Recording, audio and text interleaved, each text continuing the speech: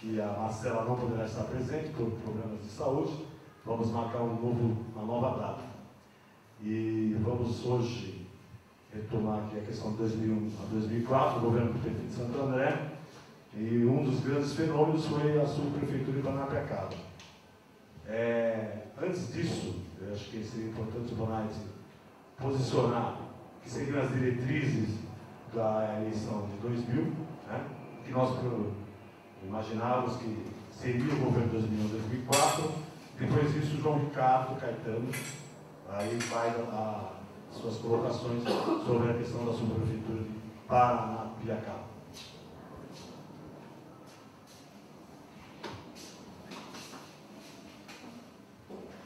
Boa noite, né? Boa noite. Bom, é mais um repeteco do que a gente falou na segunda-feira, certo? Aí o que acontece? Em 2000, nós estamos indo com uma primeira reeleição municipal que está acontecendo em 2000. A reeleição foi aprovada em 98, com a campanha do Fernando Henrique Cardoso. E aí, em 2000, a gente tem a primeira eleição para prefeito, onde o partido ele já tinha um problema resolvido, que quem seria o nosso candidato em 2000, que seria o próprio companheiro Celso Daniel. Mas aí apareceu um outro problema. Qual que era? Era de a gente continuar o governo, mas não... era continuar sem o continuismo, sem a gente fazer a mesma coisa que foi feito de 96 a 2000.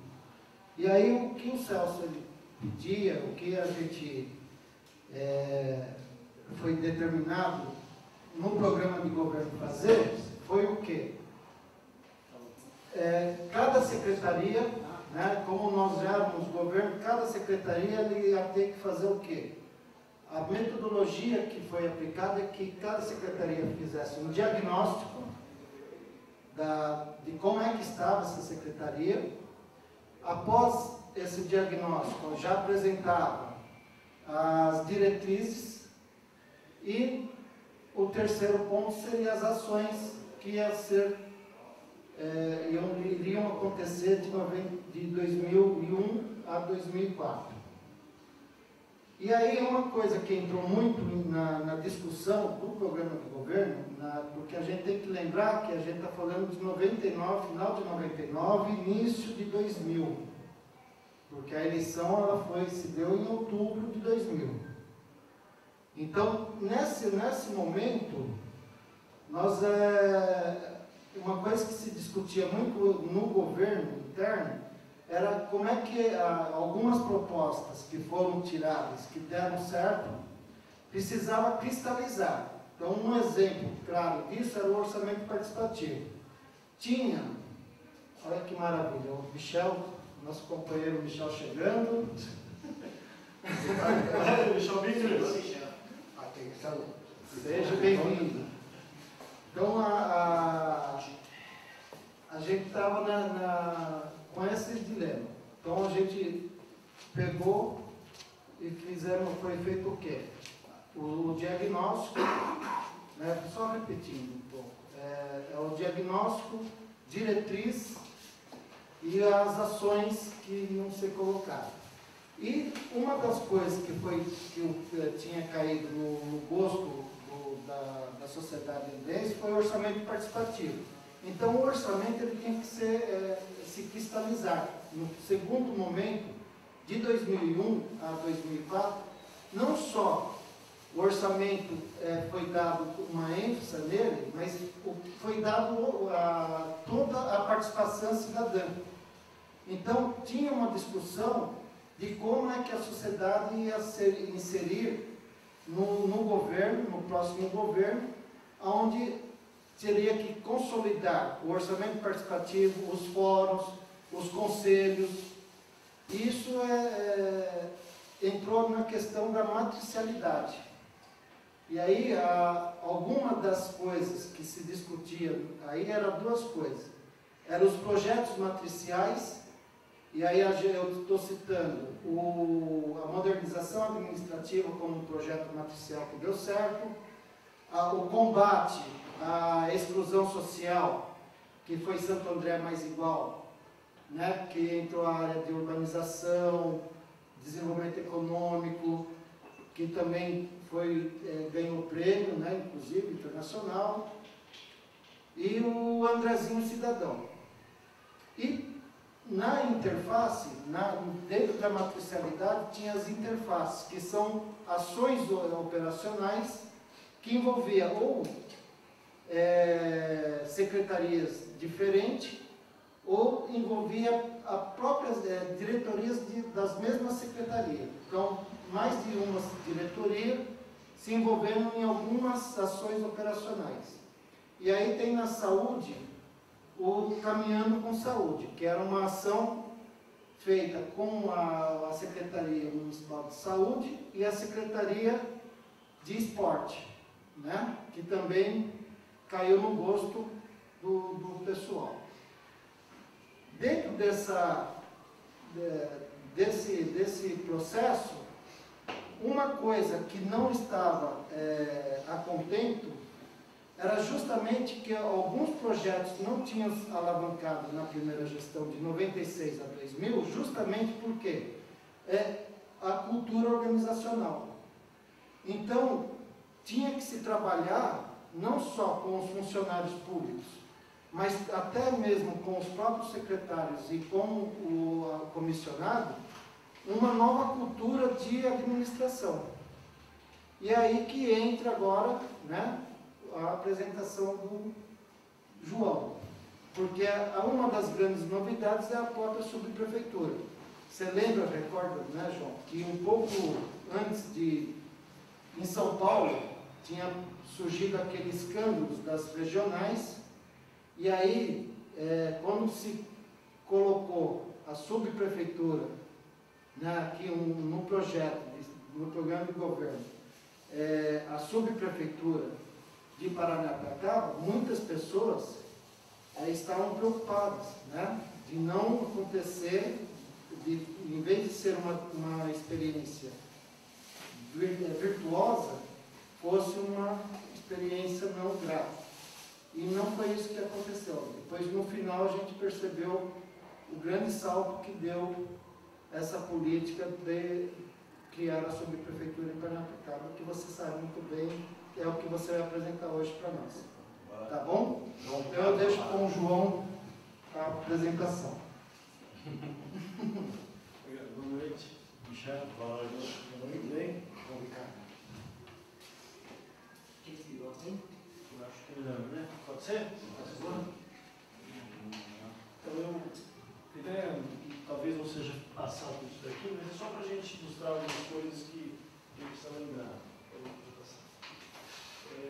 No programa de governo de 96, nós trabalhamos muito com o conceito de cidade agradável. Né? Um compromisso de campanha, um compromisso de governo, transformar Santo André numa cidade agradável, uma cidade em que as pessoas possam dispor de trabalho, segurança, educação, cultura, lazer, enfim, uma cidade solidária e mais igualitária, da qual todos se orgulham. Isso ficou muito na cabeça da gente em todas as gestões, que era fornecer ao cidadão andreense uma cidade com qualidade de vida, qualidade de todas as formas. Né? Vou passar. E o governo se organiza e percebe que existe uma região da cidade, aqui no mapa, em verde, que é uma região muito diferente da Santo André urbana, que é do conhecimento geral do cidadão, do morador de Santo André. Tem aquela área da cidade que está fisicamente separada do território andreense, fisicamente pelo braço da represa, e essa separação física acaba fazendo com que haja uma separação cultural, uma separação também administrativa. E é claro que, como nós temos desse lado verde da cidade bem menos população, essa área não era uma área que foi encarada pelas administrações de modo geral de forma prioritária, porque os problemas principais da cidade estão na área amarela, onde está 90%, 90 e poucos por cento da população de Santo André.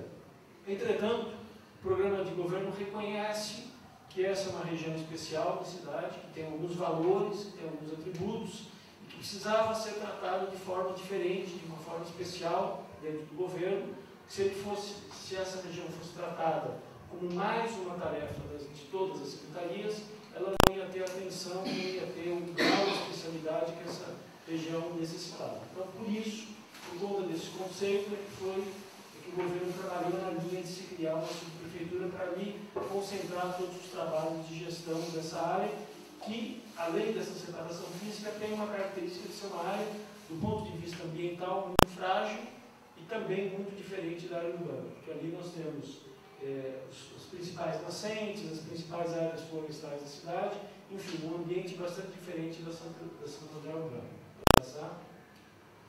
E alguns desafios foram colocados, então, na concepção conceitual desse programa, né? Então, o desafio era criar uma única subprefeitura da cidade. Por que uma única? Porque só existia uma área que fosse tão diferente da área urbana da cidade, né? Com essa separação, com essa segmentação, muitas vezes mais próxima econômica e socialmente dos outros municípios.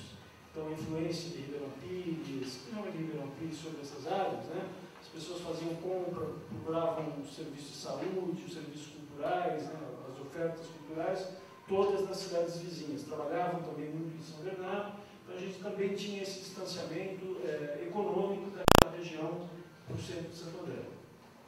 Então, o desafio era administrar e implantar políticas que atendessem às necessidades e diversidades locais. Então, na verdade, era gerenciar as políticas daquela região, próximo daqueles cidadãos, e contando com o apoio, contando com a ajuda das demais secretarias. Então, não era, a gente discutia muito isso com o Michel, não era ter uma secretaria de saúde da subprefeitura, mas era a subprefeitura acompanhar, por estar mais próximo, os serviços de saúde que eram prestados naquela região. E ao acompanhar mais próximo, conversar com o secretário, conversar com a Secretaria de Saúde, até no sentido de implantar eventuais políticas de saúde que fossem específicas para os problemas daquela região.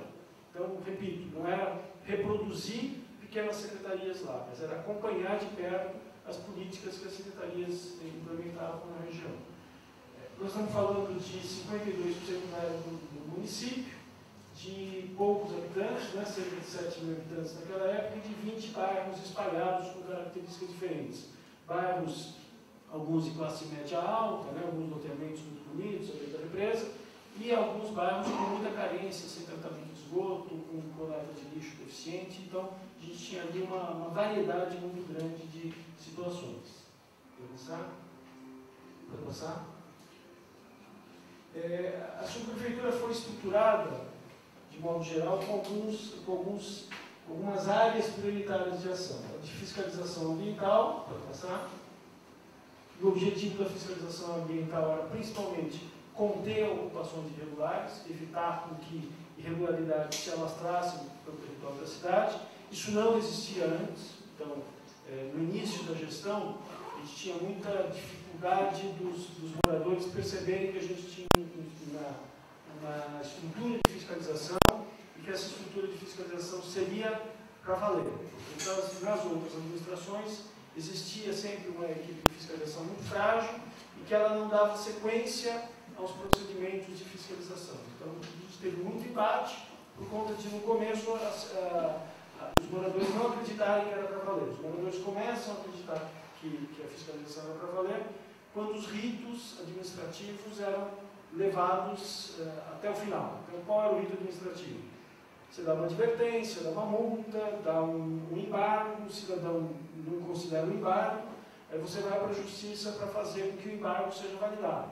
Enquanto tudo isso está acontecendo, o cidadão não está sentindo a caneta, né? O cidadão sente a caneta quando chega a ordem judicial para cumprir uma determinada medida. Ou é para reorganizar uma casa, ou é para tirar um pedaço da casa que foi irregular. Aí o cidadão começa a perceber que existe um rito, que a administração está trabalhando e que não vale a pena comprar a briga com fiscalização e com ilegalidade. Então, isso aqui acabou acontecendo. A administração contratou em determinado momento, nós contratamos voo de helicóptero, a gente fazia voo semanal para fazer do alto, para verificar eventuais irregularidades e depois ia para campo para fazer a fiscalização. Beleza. estava lá na fiscalização, uma coisa era o braço da punição, outra coisa era o braço da solução. Qual era o braço da solução? Em muitos dos bairros que existiam e que existem, são possíveis ações de regularização fundiária, ou seja, com ajustes internos dentro dos loteamentos, é possível você regularizar aquele loteamento do ponto de vista ambiental e dotar os moradores de alguns direitos de propriedade que hoje eles não têm. O primeiro passo para isso ser feito é você deter irregularidade. Então, para isso tem fiscalização. Quando você detém irregularidade, você começa a negociar com os moradores a possibilidade de regularização fundiária. Nós implantamos o programa de regularização fundiária no Parque Represa Bídeos, leva 1 e 2. Implantamos em que sentido? Contratamos uma empresa para fazer um projeto, negociamos com os moradores qual era o projeto. Esse projeto significava muitas das vezes moradores cederem parte do seu lote para fazer compensação, negociar com o loteador uma compensação geral para o bairro. Então, tudo isso nós deixamos encaminhado no nosso governo para que o governo seguinte desse sequência. A gente não sabe como isso está acontecendo. Mas a regularização fundiária, naquela região, é um instrumento importante de política pública que vai tirar os moradores da clandestinidade e oferecer possibilidade para que eles regularizem a sua vida e se tornem realmente cidadãos donos das suas propriedades, dos seus lotes. Então, numa mão, o controle para evitar que se alastre irregularidades, na outra mão, o governo atuou propondo a regularização fundiária das cidades. Nós tínhamos uma ação forte de educação ambiental.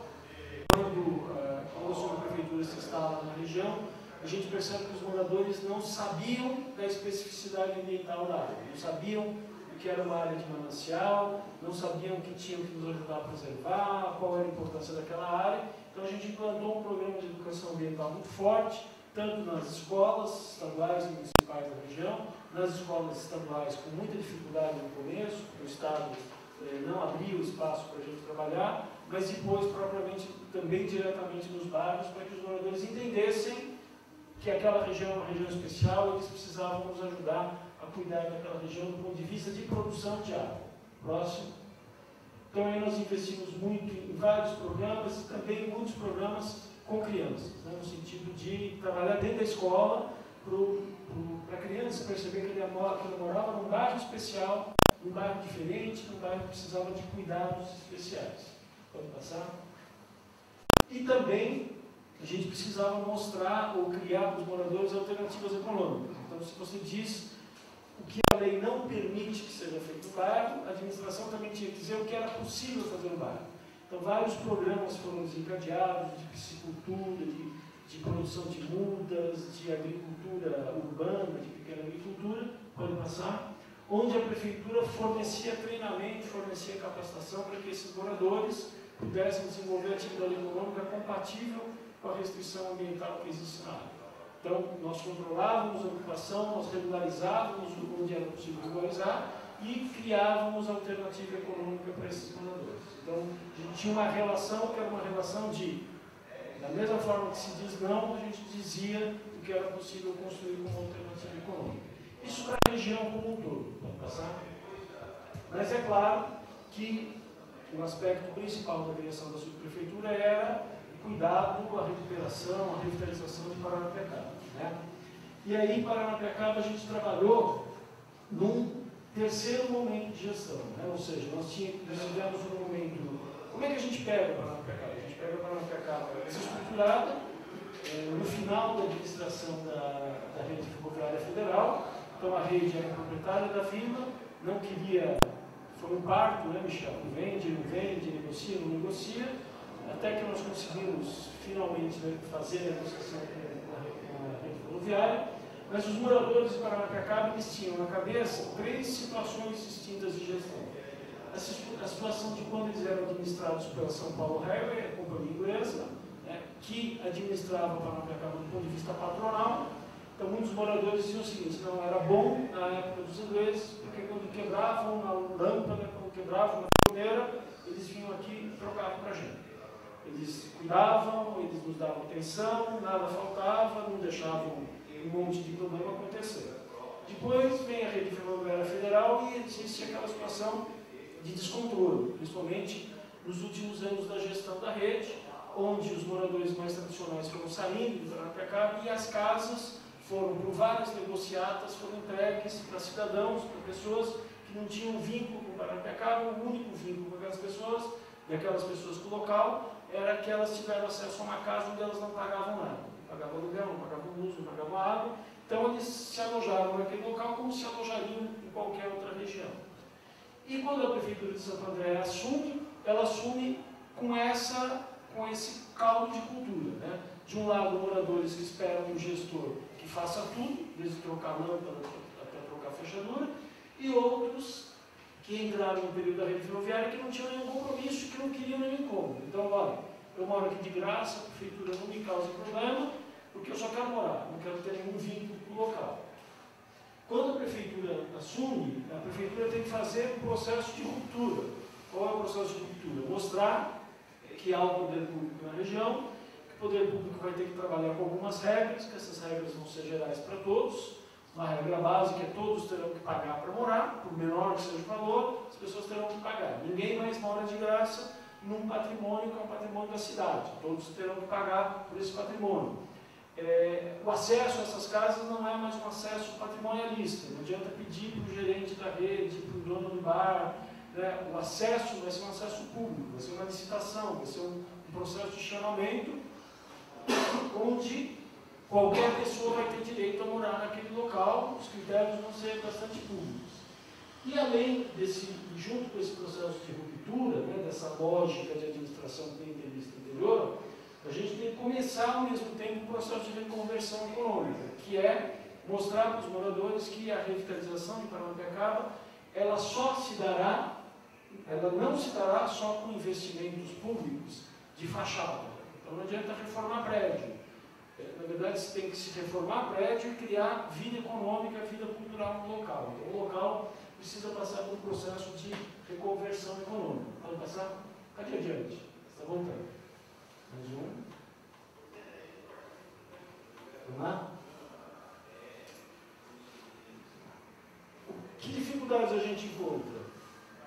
Os imóveis em alto estado de decomposição, as casas sem manutenção, se degradando, então a gente encontra esse patrimônio. Os moradores não acreditavam mais no poder público, porque vários planos para Paranapiacaba tinham sido lançados ao longo de muitos anos, várias iniciativas públicas e privadas tinham sido veiculadas, então ninguém mais acreditava em nada. Né? As pessoas, inclusive, demoraram, apesar da gente estar lá, né, de despachar lá, do prefeito ir lá, do governo estar lá, as pessoas não acreditavam que nós éramos donos, né, que a Prefeitura de Santo André era deles. A gente precisava romper os privilégios estabelecidos, né, uma rede implantada lá de negociatas de casa, de negociatas de benefícios. Então, sai uma família, aquela casa vai para alguém que a gente não sabe direito qual é o critério. Teve um caso um dos primeiros casos que a gente enfrentou, foi um caso muito interessante que uma casa vagou. Quando nós fomos lá lacrar a casa, a gente encontrou um morador. E o morador era acho que um sargento ou um cabo da Polícia Militar. E ele nos recebia mostrando as divisas. Não, quero ver quem vai me tirar daqui. Né? E apontando. Então era esse tipo de situação, era um enfrentamento permanente, né? E quando o policial militar fazia isso, os outros moradores ficavam olhando. Bom, se ele não sair, não sai mais ninguém. Né? Então, toda essa situação de enfrentamento, e é importante perceber que é uma situação de desgaste de enfrentamento inicial, que se o governo é frágil, o governo recua. Porque um governo médio, né, um governo normal, não quer desgaste com esse tipo de coisa, não é, Michel? Não me enche o saco. Pequeno número, né? É isso, né? Não é? Para que desgaste é esse? Mas o governo entendeu, não, nós temos que ir, porque ou a gente assume ou a gente vai perder o controle de novo da situação. Né? A comunidade estava desorganizada, então essa era uma dificuldade muito grande, não tinha uma liderança que você pudesse identificar e negociar em nome dos moradores. As lideranças eram muito pulverizadas. Paranapiacaba lembrava muito a aldeia da Gaulesa do Asterix. Os caras ficam brigando entre si na ausência do que fazer. Eles ficavam brigando entre si. Então tinham várias pequenas lideranças disputando o tempo inteiro o poder. Né? Então a gente não tinha uma negociação que a gente pudesse estabelecer. Quando a gente conseguia fazer acordo com uma liderança, a outra liderança percebia e puxava para o outro lado. Então isso dava um certo trabalho também. Pode ir? Um alto índice de dependência química, até pelas condições climáticas, pelo desalento, né? Um local degradado, neblina, não tem emprego, não tem trabalho, os caras bebiam muito, né? Desemprego, baixa qualificação do trabalho, as pessoas estavam fora dos grandes centros, muitos conflitos internos, como já falei, da pouca liderança, e as pessoas, tal qual no Parque Andreense, elas não tinham percepção, não tinham entendimento da importância do local que elas moravam. Elas moravam ali, como poderiam morar em qualquer lugar, elas não percebiam que tinha algo diferente no local que elas moravam. Pode passar? Então nós tivemos que construir uma política de recuperação econômica do local. A construção dessa política era trabalhar com turismo. Mas que turismo? Turismo do Pelourinho, por exemplo, no governo Antônio Carlos Magalhães, o governo baiano investiu na recuperação do Pelourinho. Tirou os moradores do Pelourinho, recuperou, fez um troço paisagístico bonito, arquitetonicamente bonito, mas tirou a vida do Pelourinho na medida em que tira os moradores, certo? Então, o nosso conceito era trabalhar com os moradores, levando chamando atenção para algumas vantagens para o negócio turístico lá. Primeiro, é a proximidade com o maior centro emissor de turismo da América, que é a cidade de São Paulo e a região metropolitana. Então, nós pensávamos o seguinte: se nós temos uma paisagem, um lugar tão bonito, tão perto de São Paulo, essa é uma vantagem que a gente tem que explorar, tem que criar a condição de acesso. Os recursos arquitetônicos, eles precisavam ser recuperados para virar um atrativo. Os recursos naturais, a Serra do Mar, as cachoeiras, isso precisava ter integrado no programa. E uma paisagem diferenciada. O que é isso? Em 15, 20 quilômetros, a pessoa chega numa floresta, num local completamente diferente da área urbana da região metropolitana. Então a gente constatou que essa é uma vantagem muito grande. Está muito perto e é muito diferente. Então a pessoa não precisa ir para Visconde de Mauá, para Campos de Jordão. Ela pode ir para Paranapiacaba, é muito mais perto, mas Paranapiacaba precisa estar estruturada, precisa estar organizada para isso. Pode passar. Quais são as premissas? Inclusão dos moradores. Não dá para fazer política de turismo sem envolver os moradores nisso. Para envolver os moradores, a cultura local tem que estar valorizada, o que ele cozinha, qual é a fruta que ele usa, qual a bebida que ele cria, então isso precisava ser valorizado. A gente precisava fazer com que o turismo gerasse emprego e renda, então a gente tinha em Paranapiacaba, antes da prefeitura ir para lá, um turismo que era um turismo muito predatório, que era aquele turismo de um dia. Entre aspas, o mochileiro. O cara ia para Paranapiacaba, ia para a mata, dava um trabalho, porque se perdia, enchia a cara, tinha que ir o resgate, não gastava um real em Paranapiacaba, até porque não tinha onde gastar, e voltava. Então era esse turismo que a gente queria. É importante até lembrar também que quando nós começamos a fazer o programa de turismo, nós fomos buscar as principais escolas de São Paulo que faziam dias de campo. Né? Então, são escolas que têm lá no seu calendário visitas a locais diferentes. E aí nós vamos vender para Paranapiacaba. Olha, para lá em Paranapiacaba você pode fazer uma aula de biologia, de geografia, de história, seja lá o que for. As pessoas respondiam para a gente: olha, nós temos medo de ir para lá, porque nós já íamos, nós fomos um dia e fomos assaltados, ou tinha um bêbado, tinha um problema qualquer, ou menos do jornal que tem um problema. Né? Então, a gente encontrou também um local com uma imagem muito ruim. Vai passar? E para fazer o programa de turismo, a gente teve que enfrentar algumas situações de crise. O primeiro foi da compra da posse, que eu já falei para vocês, quer dizer, demarcar que tem uma autoridade pública, que aquela autoridade pública tem poder sobre a área. As crises dos restauros, porque a gente teve em alguns restauros dificuldades com quem? Os moradores? Não, aí eram com as entidades ditas de preservação do patrimônio. Né? Um monte de entidades, quantas entidades? Na cidade, né, e na região. Então, você vai fazer o restauro, aí a entidade ela não faz o restauro e quer criticar o restauro que você faz. Então, você tem que também superar isso. A crise da conversão econômica, então, quando nós fizemos o primeiro festival de inverno, eu lembro que grande parte dos moradores reclamavam do festival, fechavam a janela da porta da casa, porque tinham medo das pessoas. Então, os moradores não estavam entendendo que era uma estratégia para a conversão econômica, então tinha resistência. E uma outra crise foi essa coisa da gestão dos contratos, que era saber quem mora na casa, por que você mora, cadê o seu contrato, não tem contrato, vamos negociar, então vamos fazer um contrato a partir de agora, não vou fazer contrato com você. Então teve essa dificuldade até as pessoas perceberem que a gente ia fazer a gestão dos contratos até o final. E uma outra crise mais por fim, que era o padrão de qualidade dos serviços, né? Então chegou uma hora em Paranapiacá, eu acho que teve essa coisa do serviço teve dois momentos, né, que a gente falava muito com os moradores. Teve um momento que era charmoso ir para Paranapiacá e ser atendido, não mal atendido, mas ser atendido de uma forma folclórica. Então eu lembro que tinha um lugar que servia almoço, era muito legal. Mas o servente do almoço, a pessoa, o dono da casa que servia o almoço, ele confundia hospitalidade com exagero. Então ele ficava o tempo inteiro ao redor da mesa e falando com as pessoas. As pessoas queriam conversar entre elas, ele ficava lá.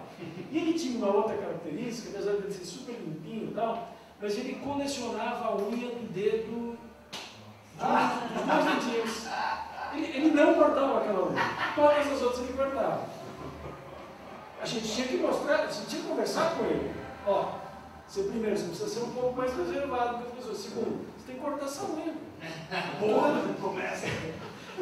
Eu estou dando um exemplo, mas precisa entender qual era o grau. Por quê? Porque chega uma hora que o turista, né, principalmente nos 3 últimos 4 anos, ele começava nas nossas pesquisas a apontar isso. Olha, não dá para vir aqui com turistas estão exigentes, um local próximo de São Paulo. E esse é o nicho que o governo tem que trabalhar.